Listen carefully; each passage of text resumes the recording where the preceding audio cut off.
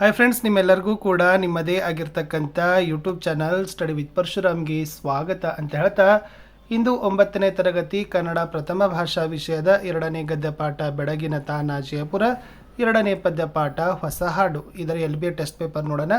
Already ಮೊದಲ ಪಾಠವನ್ನು ಮತ್ತು ಮೊದಲ ಪದ್ಯ ಪಾಠ ಕೂಡ ನಾನು ಹಾಕಿದ್ದೆ. ಸೊ ಎಲ್ಲ ವಿಷಯಗಳಲ್ಲಿ LBAಗಳನ್ನು ನಮ್ಮಲ್ಲಿ ಸಿಗ್ತವೆ. ಯಾರಿಗೆ ಇಂಟ್ರೆಸ್ಟೆಡ್ ಇದೆ ಅನ್ನೋರು 9964050759ಗೆ ವಾಟ್ಸಪ್ಪಲ್ಲಿ ಮೆಸೇಜ್ ಮಾಡಿ ಇವುಗಳನ್ನು ಬೈ ಮಾಡಬಹುದು. ಫ್ರೀಯಾಗಿ PDF ಅನ್ನು ಶೇರ್ ಮಾಡೋದಿಲ್ಲ. ಓಕೆ, ಹಾಗಾದರೆ ನೋಡೋಣ. ಸೊ ಪ್ರಶ್ನೆ ಪತ್ರಿಕೆ ವಿನ್ಯಾಸ ಹೇಗಿದೆ? ಸ್ಮರಣೆಗೆ 5 ಅಂಕ, ಗ್ರಹಿಕೆಗೆ 8 ಅಂಕ, ಅಭಿವ್ಯಕ್ತಿಗೆ 7 ಅಂಕ, ಒಟ್ಟು 20 ಅಂಕ. ಪ್ರಶ್ನೆ ಪ್ರಕಾರಗಳನ್ನು ನೋಡೋದಾದರೆ ವಸ್ತುನಿಷ್ಠ ಮತ್ತು ಅತಿ ಕಿರು ಉತ್ತರಕ್ಕೆ 5 ಅಂಕ, ಕಿರು ಉತ್ತರ 2 ಅಂಕದ್ದು 8 ಅಂಕ, 3 ಮತ್ತು 4 ಅಂಕದ್ದು ದೀರ್ಘ ಅಂಕದ್ದು ಇದೆ ನೋಡಿ, ಅದಕ್ಕೆ 7 ಅಂಕ, ಒಟ್ಟು 20 ಅಂಕ. ಇನ್ನು ಕಠಿಣತೆ ಮಟ್ಟ ನೋಡೋದಾದರೆ ಸುಲಭ 5 ಅಂಕ ಇದೆ, ಸಾಧಾರಣ 8 ಅಂಕ ಇದೆ, ಕಠಿಣ 7 ಅಂಕ ಇದೆ, ಒಟ್ಟು 20 ಅಂಕ. ಪಾಠವಾರು ಅಂಕ ಹಂಚಿಕೆಗಳನ್ನು ನೋಡೋದಾದರೆ ಬೆಳಗಿನ ತಾನ ಜಯಪುರದಿಂದ 1 ಅಂಕದ 2, 2 ಅಂಕದ 2, 4 ಅಂಕದ 1, 5 ಪ್ರಶ್ನೆ 10 ಅಂಕ. ಹೊಸ ಹಾಡು ಪದ್ಯಪಾಠದಲ್ಲಿ 1 ಅಂಕದ 3, 2 ಅಂಕದ 2, 3 ಅಂಕದ 1, ಒಟ್ಟು 6 ಪ್ರಶ್ನೆ 10 ಅಂಕ. ಈ ಪ್ರಶ್ನೆ ಪತ್ರಿಕೆಯಲ್ಲಿ ನಾವು 1 ಅಂಕದ 5 ಪ್ರಶ್ನೆಗಳನ್ನು ಅಳವಡಿಸಿದ್ದೀವಿ, 2 ಅಂಕದ 4, 3 ಅಂಕದ 1, 4 ಅಂಕದ 1, ಒಟ್ಟು 11 ಪ್ರಶ್ನೆಗಳು ಮತ್ತು 20 ಅಂಕಗಳಿಗಾಗಿ ಇಟ್ಟಿದ್ದೀವಿ. ಇದು ಪ್ರಶ್ನೆ ಪತ್ರಿಕೆ ಇತ್ತು. ಬಟ್ ನಾನು ನಿಮಗೆ ಡೈರೆಕ್ಟಾಗಿ ಏನು ಮಾಡ್ತೀನಿ ಅಂತಂದರೆ ಉತ್ತರದ ಪುಟದ ಕರೆದುಕೊಂಡು ಬರ್ತೀನಿ. ಎಸ್, ಪಾಠಾಧಾರಿತ ಮೂಲ್ಯಾಂಕನ LBA 2026-27 ಬೆಳಗಿನ ತಾನ ಜಯಪುರ ಗದ್ಯ. ನೆಕ್ಸ್ಟ್ ಹೊಸ ಹಾಡು ಪದ್ಯ ಮಾದರಿ ಉತ್ತರಗಳು. ತರಗತಿ 9, ವಿಷಯ ಕನ್ನಡ ಪ್ರಥಮ ಭಾಷೆ, ಅಂಕ 20, ಅವಧಿ 40 ನಿಮಿಷ. ಮತ್ತು ಒಟ್ಟು 1 ಬಹು ಆಯ್ಕೆ ಪ್ರಶ್ನೆ ಕೊಟ್ಟಿತ್ತು. ನೀರನ್ನು ಪದದಲ್ಲಿರುವ ವಿಭಕ್ತಿ ಪ್ರತ್ಯಯ A ಪ್ರಥಮ, B ದ್ವಿತೀಯ, C Panchami, D Saptami. So the right answer is option B ದ್ವಿತೀಯ ಅಂತಕ್ಕಂಥದ್ದು ಸರಿಯಾಗಿದೆ. ಪ್ರಥಮವು ದ್ವಿತೀಯ ಅನ್ನು ತೃತೀಯ ಇಂದ, ಹೌದಲ್ಲ. ಇನ್ನು ಸಂಬಂಧೀಕರಣದಲ್ಲಿ 2 ಪ್ರಶ್ನೆಗಳಿದ್ದಾವೆ. ಪ್ರತಿ ಸರಿಯಾದ ಉತ್ತರಕ್ಕೆ 1 ಅಂಕ, 2 ಪ್ರಶ್ನೆ 2 ಅಂಕ.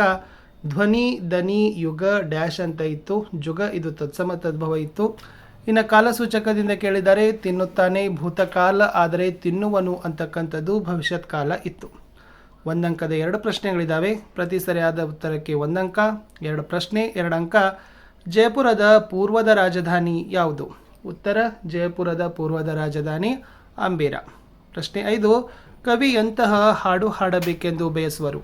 ಉತ್ತರ ನವಭಾವ, ನವಜೀವ, ನವಶಕ್ತಿ ತುಂಬಿಸುವ ಹಾಡನ್ನು ಹಾಡಬೇಕು ಎಂದು ಕವಿ ಬಯಸಿದ್ದಾರೆ ಅಂತ ಬರೆದ್ರೆ ಸಾಕು.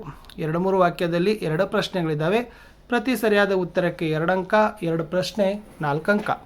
ಮೀರಾಬಾಯಿ ದೇವಾಲಯದ ಸೌಂದರ್ಯವನ್ನು ವಿವರಿಸಿರಿ. ಅಂಬೇರ ಅರಮನೆಯ ಆವರಣದ ಹಿಂದುಗಡೆ ತಂಗಿನಲ್ಲಿ ಮೀರಾಬಾಯಿ ದೇವಾಲಯ ಇದೆ. ಮೀರಾಬಾಯಿ ಗಿರಿಧರ ನಾಗರನನ್ನು ಪೂಜಿಸಿದ ಸ್ಥಳವಿದು. ನಕ್ಷತ್ರಾಕೃತಿಯನ್ನು ತುಂಬಿಕೊಂಡ ಗರ್ಭಗೃಹ, ನವರಂಗಗಳಿವೆ, ಗುಡಿಯು ಸೊಬಗಿನಿಂದ ಕೂಡಿದೆ ಅಂತ ಇದೆ. ಮುಂದಿನ ಪ್ರಶ್ನೆ, ಹಾಡಿಗೆ ಯಾವ ಯಾವ ಶಕ್ತಿ ಇದೆ ಅಂತ ಕೇಳಿದ್ದಾರೆ. ಎಸ್, ಬದುಕನ್ನು ನಿತ್ಯ ನೂತನವಾಗಿಸುವ, ಹೊಸ ಚೈತನ್ಯ ಮೂಡಿಸುವ, ಶಕ್ತಿ ತುಂಬುವ, ಜಗತ್ತನ್ನೇ ಬೆಳಗಿಸುವ, ಬದುಕಿನ ಗತಿಯನ್ನು ಬದಲಿಸುವ ಶಕ್ತಿ ಈ ಹಾಡಿಗಿದೆ ಅಂತ ಕವಿ ಹೇಳಿದ್ದಾರೆ. ಕವಿ ಕಾವ್ಯ ಪರಿಚಯ ಕೇವಲ 1 ಪ್ರಶ್ನೆ 2 ಅಂಕ. ಶಿವರಾಮ ಕಾರಂತರ ಪರಿಚಯ ಇತ್ತು. ಎಸ್, ಶಿವರಾಮ ಕಾರಂತರು 1902ರಲ್ಲಿ ಉಡುಪಿ ಜಿಲ್ಲೆಯ ಕೋಟದಲ್ಲಿ ಜನಿಸಿದರು. ಸಾಹಿತ್ಯದ ಹಲವಾರು ಪ್ರಕಾರಗಳಲ್ಲಿ ಕೃತಿಗಳನ್ನು ರಚಿಸಿರುವ ಇವರು ಚೋಮನದುಡಿ, ಮರಳಿ ಮಣ್ಣಿಗೆ, ಬೆಟ್ಟದ ಜೀವ, ಅಳಿದ ಮೇಲೆ, ಹಸಿವು, ಹಾವು, ಮುಕ್ಕಜ್ಜಿಯ ಕನಸುಗಳು ಮುಂತಾದ ಕೃತಿಗಳನ್ನು ರಚಿಸಿದ್ದಾರೆ.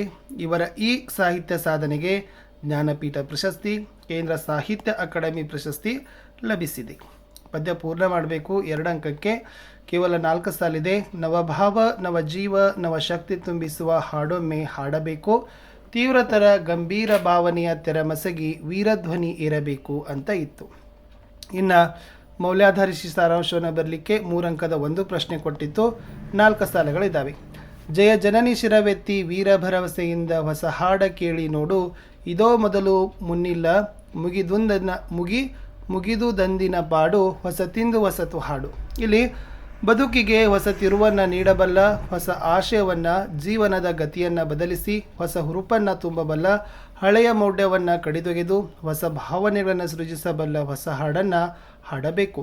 ನಮ್ಮನ್ನು ಬಿಗಿದಿರುವ ಜಾತಿ, ಕುಲ, ಮತ, ಧರ್ಮ ಎಂಬ ಪಾಠಗಳನ್ನು ಕತ್ತರಿಸಿ ಉತ್ಸಾಹದಿಂದ ಹಾಡಬೇಕು. ಆ ಸಮಾನತಾ ಭಾವವು ಯುಗ ಯುಗಗಳಲ್ಲಿ ಜಗತ್ತಿನ ಮೂಲೆ ಮೂಲೆಯನ್ನು ತಲುಪಬೇಕು. ಆ ಹೊಸ ಹಾಡನ್ನು ಉನ್ನತ ಶಿಖರದ ತುದಿಯಲ್ಲಿ ನಿಂತು ಹಾಡಿದಾಗ ಅದರ ನುಡಿಗುಂಡುಗಳು ದಶದಿಕ್ಕಿಗೂ ಸಿಡಿದು ಜನರಲ್ಲಿ ತುಂಬಿರುವ ಭಯವನ್ನು ಓಡಿಸಬೇಕು ಅಂತ ಇತ್ತು. ಲಾಸ್ಟ್ 4 ಮಾರ್ಕರ್ ಕ್ವಶನ್ ಕೇಳಿದರೆ ಜಂತ್ರಮಂತ್ರದ ವಿಶೇಷತೆಯನ್ನು ಪರಿಚಯ ಮಾಡಿಕೊಡಿ. ಎಸ್, ಜಂತ್ರಮಂತ್ರ ಹಳೆಯ ಕಾಲದ ಖಗೋಳ ವಿಜ್ಞಾನ ಪರಿಶೀಲನಾಲಯ. 400ರಿಂದ 500 ವರ್ಷಗಳ ಪೂರ್ವದಲ್ಲಿ ಖಗೋಳಶಾಸ್ತ್ರಜ್ಞರು ಗ್ರಹ, ಸೂರ್ಯ, ಚಂದ್ರ, ತಾರಾಮಂಡಲಗಳನ್ನು ಅಳೆದು ಪರಿಶೀಲಿಸಿ ನೋಡುವ ಸಲುವಾಗಿ ಅಲ್ಲಿ ವಿಚಿತ್ರವಾದ ಸಾಧನಗಳನ್ನು ನೆಟ್ಟಿದ್ದಾರೆ. ಅಂತಹ 10 ವಿವಿಧ ಸಾಧನಗಳ ವಿಚಿತ್ರ ರಚನೆಗಳಿವೆ. ಗಳಿಗೆ ಅಳೆಯುವುದಕ್ಕೆ ಪ್ರತಿಯೊಂದು ತಿಂಗಳಿನಲ್ಲೂ ಸೂರ್ಯ ನಕ್ಷತ್ರಗಳ ಗತಿ ಪರಿಶೀಲಿಸುವುದಕ್ಕೆ ಏನೇನು ಮಾರ್ಪಾಟುಗಳಿದ್ದಾವೆ. ಪ್ರತಿಯೊಂದು ಸಾಧನದ ಮೇಲೂ ಅವುಗಳ ಉಪಯೋಗ ಮತ್ತು ಕಾಲವನ್ನು ಅಳೆಯುವ ರೀತಿ ಮೊದಲಾದವುಗಳನ್ನು ನಮೂದಿಸಿದ್ದಾರೆ. ದೂರದರ್ಶಕ ಯಂತ್ರದ ಸಹಾಯವಿಲ್ಲದೆ ಬರಿಗಣ್ಣಿನಿಂದಲೇ ಖಗೋಳ ಗ್ರಹಗಳ ಗತಿಯನ್ನು ಅಳೆಯಲು ಮಾಡಿದ ಈ ಸಾಧನಗಳು ಗಣಿತಕ್ಕೂ ಸೂಕ್ಷ್ಮ ಪರಿಶೀಲನೆಗೂ ಹಿರಿಯರು ಸಲ್ಲಿಸಿದ ಕಾಣಿಕೆ. ಇಷ್ಟು ನಾವೇನು ಮಾಡಿದ್ದೀವಿ ಅಂದರೆ ಒಂದು LBA ಪೇಪರನ್ನು ಹಾಕಿದ್ದೀವಿ. ಬಟ್ ಎಲ್ಲ ವಿಷಯಗಳಲ್ಲಿ ನಿಮಗೆ ಪ್ರಶ್ನೋತ್ತರಗಳು ಬರ್ತಾ ಇದ್ದಾವೆ. ಕನ್ನಡ ಆಗಿರ್ಬೋದು, ಇಂಗ್ಲೀಷ್ ಆಗಿರ್ಬೋದು, ಹಿಂದಿ, ಸೈನ್ಸ್ ಮತ್ತು SS. ಓಕೆ, ಸೊ ಮ್ಯಾಥ್ಸಲ್ಲಿನೂ ಕೂಡ LBAಗಳು ಬರ್ತವೆ. ನಿಮ್ಮ FA ಪರೀಕ್ಷೆ ಪ್ರಶ್ನೆ ಪತ್ರಿಕೆಗಳನ್ನು ಸಹಿತ ಪೋಸ್ಟ್ ಮಾಡ್ತಾನೆ ಹೋಗ್ತೀವಿ. ವಿಡಿಯೋನ ಲೈಕ್, ಶೇರ್ ಮತ್ತು ಸಬ್ಸ್ಕ್ರೈಬ್ ಮಾಡೋದನ್ನು ಮಾತ್ರ ಮರೆಯದಿರಿ ಅಂತ ಹೇಳ್ತಾ ನಾನು ಸಿಗ್ತೀನಿ ಹೊಸ ವಿಡಿಯೋದಲ್ಲಿ. ವಿಡಿಯೋ ವಾಚ್ ಮಾಡಿದ್ದಕ್ಕೆ ಧನ್ಯವಾದಗಳು. ಬಾಯ್.